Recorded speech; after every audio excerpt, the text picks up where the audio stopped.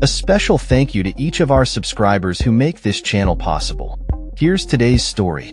In a development that underscores the fragility of the ongoing ceasefire, Hamas has pledged to return the body of an Israeli hostage, Dror Or, as tensions rise amidst continued Israeli strikes on Gaza.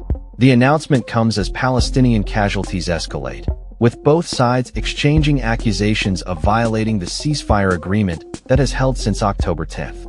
Palestinian Islamic Jihad revealed earlier this week that they had discovered Or's body in the Nuseirat refugee camp in central Gaza. The body is set to be handed over to the International Committee of the Red Cross on Tuesday afternoon, according to a statement from Hamas on Telegram. Since the ceasefire began, Palestinian militants have released the remains of 25 hostages, yet 3 are still believed to be in Gaza. The slow pace of recovering the bodies has raised concerns about the stability of the truce, as Hamas claims that many remains are buried under rubble from Israel's extensive military operations in the territory. The toll from Israel's offensive has been staggering, with over 70,000 reported dead, and fears that an additional 11,000 remains are trapped beneath the wreckage. In response, Israel has accused Hamas of stalling the recovery process, threatening to resume military operations or restrict humanitarian aid if all remains are not returned.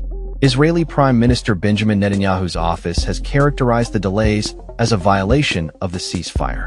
Since the ceasefire's initiation, Israel has returned the bodies of 330 Palestinians to Gaza, but only 95 of these have been identified due to a lack of access to DNA testing kits. The Gaza Health Ministry, which operates under Hamas, reports that the conflict has left over 170,863 injured, with the death toll continuing to rise amid ongoing hostilities. The situation has been exacerbated by heavy rains that have displaced thousands in Gaza, further complicating recovery efforts.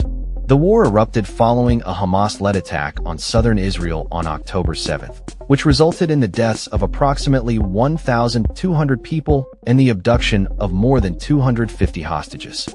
As the ceasefire progresses, both sides have engaged in a delicate balancing act, with the return of hostages and their remains being a critical component of negotiations.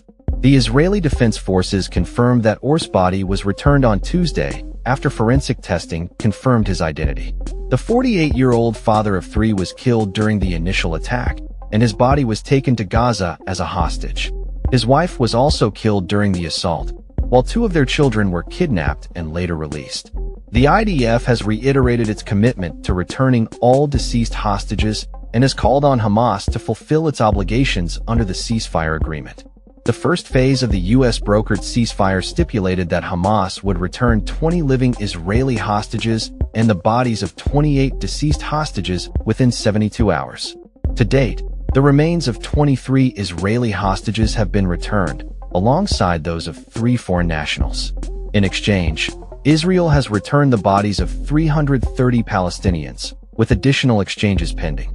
As the situation continues to evolve, both sides remain entrenched in their positions, with Israel accusing Hamas of deliberately delaying the recovery process, while Hamas maintains that it is grappling with the challenges of locating remains amidst the destruction.